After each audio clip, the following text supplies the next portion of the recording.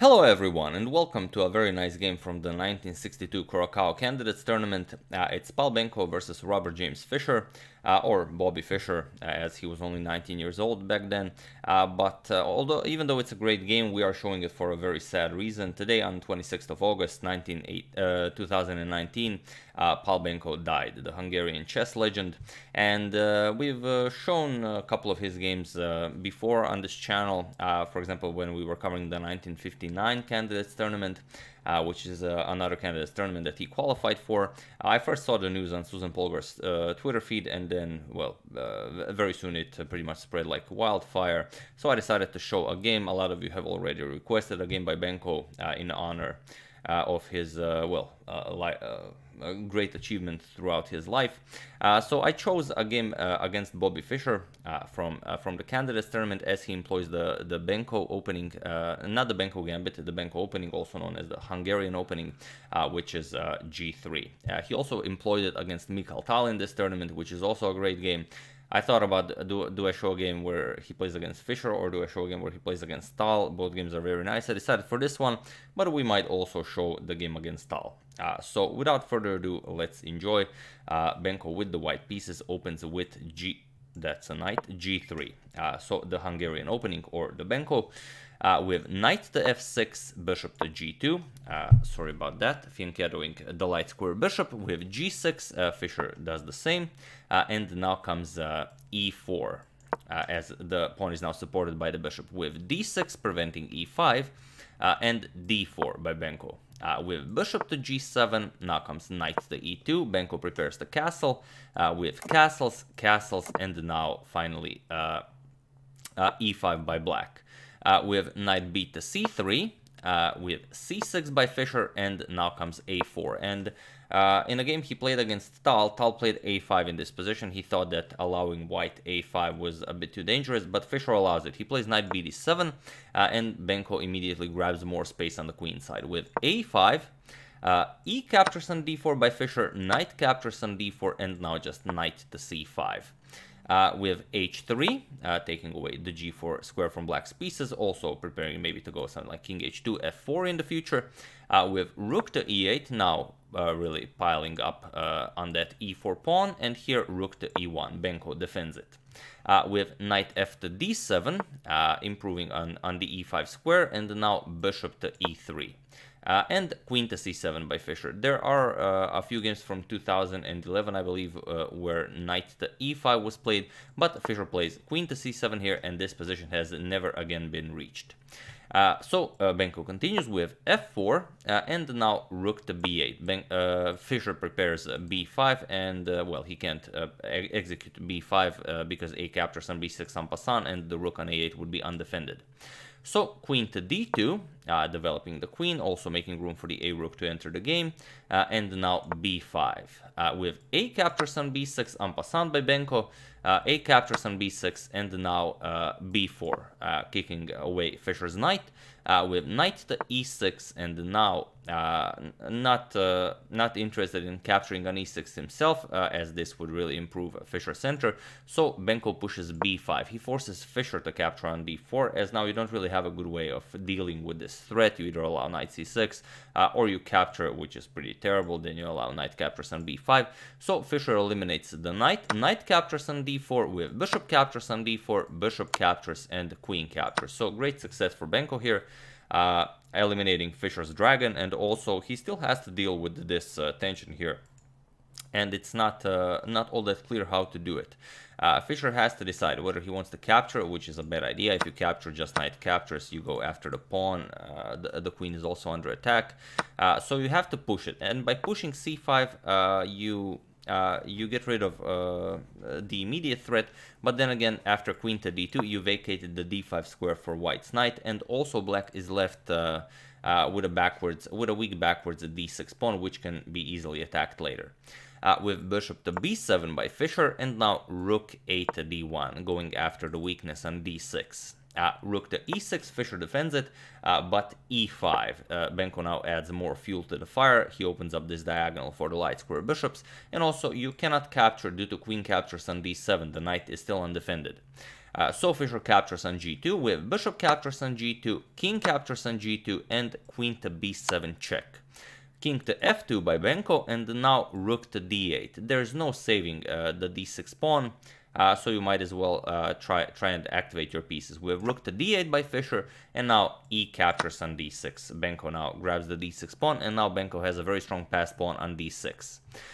Knight to f6 by Fischer, and now Benko trades. Rook captures on e6 with f captures on e6, and now queen to e3, shifting the attention to the e6 pawn now. King to f7 defending, and now queen to f3, offering a queen trade, and a queen trade is not going to be very good for Fischer, as he will have to deal with this pawn, and these pawns are pretty weak as well. If you play something like king e8, you get knight to a4, you go after the b6 pawn, and now after knight to d7, rook to e1. Again, you shift your attention to this pawn, king f7 defending, and now knight to b2. Now the knight is coming to c4. From there, you will constantly be attacking the b6 pawn and defending this pawn, and it's going to be very, very hard to defend Fischer. Fischer could activate with rook to a8, maybe rook a2, but it's not a problem. This pawn is coming to c3, rook is coming to e3, and everything will be nicely defended. So Fischer doesn't like his chances of survival in this game with the queens off the board, so queen to b8, and now knight to e4, offering yet another trade. We have knight captures, queen captures, and now the biggest problem for Fischer yet, can he capture the pawn on d6? You can even pause the video and decide for yourselves if it's possible to capture the pawn. Well, I give you a couple of seconds. So for those of you who were able to capture the pawn, congratulations, you have just lost the game terribly. And for those of you who decided it was not okay to capture the pawn, then congratulations. Because if you capture the pawn, let's say rook captures, Benko has queen to e5 planned. It there's a double attack against the rook. If you move the rook, you lose the queen. Although you could try rook to d8. It now protects the queen. Only the problem here after this move is rook to d7 check. And now you either capture the rook and lose the queen, or you move the king. Let's say you try something like king f8, you get queen to h8 mate. So this is one of the things that can happen. On the other hand, after queen to e5, you could try king here to defend the rook, but then you get queen g7 check, and it's not much better. King d8, you're gonna get queen g8 check, king c7 captures with check, king captures, and now just rook captures, and Benko ends this variation, line being up a whole rook. So after queen captures on e4, we have rook to d7 by Fischer. The pawn is not free for grabs, so you have to just blockade it. And now queen to c6. Already with some ideas that if Fischer leaves the attention of this pawn, then something like rook a1 followed by rook a8 will be deadly. We have queen to d8 by Fischer, and now king to f3. Just starting to improve the position before you decide on doing anything rash, but rook a1 to a8 is always an idea. King to g7, Fischer has to wait and see what Benko has in store for him with g4, and now e5. Fischer has to give up a bit more material to activate his pieces. If he just does nothing and wait, for example, king f7, you're gonna get rook a1. And now if rook captures, then you get rook a7 check, king to f8, and queen b7, and there's no stopping mate. If you play something like this, then you get queen g7 mate. So also an idea. So after g4, Fischer played e5. He decided to give up a bit more material for activating his pieces. F captures on e5, and now rook to f7 check. With king to g2, and now queen to h4. So if he can get rook to f2 check, followed by queen g3 or queen captures on h3, depending on what white plays, then Fischer will be victorious here. But if not, then he faces two connected passed pawns in the center of the board, which is resignable. So rook to f1, Benko finds the correct idea. He has to give up, he has to trade rooks and give up the h3 pawn with rook captures, king captures, and queen captures on h3 with check. Benko blocks check, queen g2, and now queen to e3. We have queen to e2. Benko again offers a queen trade, and now queen back to h3 check. And it was in this position that Bobby Fischer resigned the game, and well, there are no tricks anymore here, and the two connected pass pawns will win the game. We're just gonna show one of the lines how to win this, just to see that you can avoid all the checks. For example, king e1, queen h1 check, king d2. Queen d5 check, now you block with the queen d3, you give up this pawn, and now d7 is just deadly. You can try queen g5 check, you get king c3, queen d8, you block it, but now just g5, you block all counterplay from black. If the queen captures the pawn, you get a queen into the game. You can try h6, but then captures, and now you go into this just beautiful winning sequence. Queen e3 check, king h7, queen e8, you allow queen to f6 check, king to b3, c4 check, you don't want to capture it, you want to move your king, king a2, queen to f2, going after the pawn here, but now queen e7 check first, king h6, or you go up the board and then you get mated, so king has to go to h6, and now here comes the beautiful part, queen e5, you allow queen captures on c2 with check, queen to b2, now you get queen to a4 check, king to b1, and now queen to d1 check. And it seems like Fischer could have defended this as it's check, and he's picking up the d7 pawn, but because the king had to go to h6, if you remember, if he went to h8, it would be mate by d8. Now queen c1 blocks check and delivers check, so black would be forced to trade here, and now d8 will just win the game. So, but this is with absolute perfect defense by black, which the 19-year-old Bobby Fischer probably wasn't able of achieving. But you know, it was completely winning for white regardless.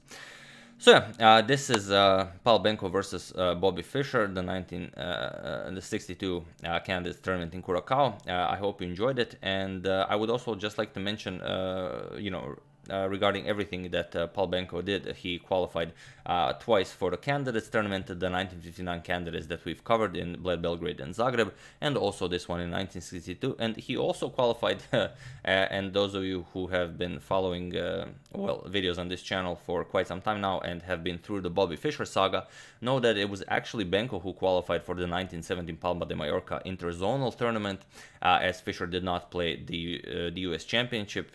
If you remember, he thought that there were too many, too few games, and that he would enjoy that if he played against everyone twice, for example, so that there would be twice as many games. But he didn't play in the US Championship, and then he didn't qualify for the 1917 Palma de Mallorca interzonal.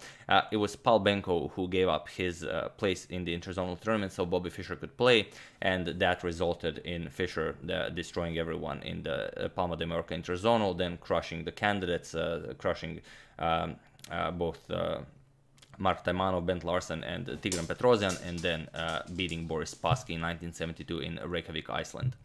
So it was basically Paul Benko who started this chain of events, and without him, it's hard to say if Fischer would.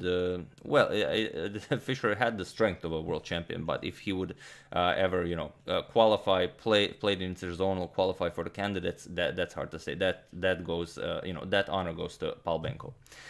So yeah, great player, a great guy, and you know, there's a lot to be happy about now that he's gone, for all of his achievement. So yeah, that's the game. I do hope you enjoyed it. If you would like me to show his game against Mikhail Tal in this tournament, which features the same line of the Hungarian opening, you know, do comment in the comment section below. I would like to thank Stefan Vale for a contribution to my channel. Thank you a lot. I really appreciate it. And as usual, you can check two of my previous videos here. Thank you all for watching, and I will see you soon. Continuing the Sinquefield Cup, continuing the Capablanca saga, and checking up on your suggestions. So thank you all, I will see you soon, and have an excellent rest of your day.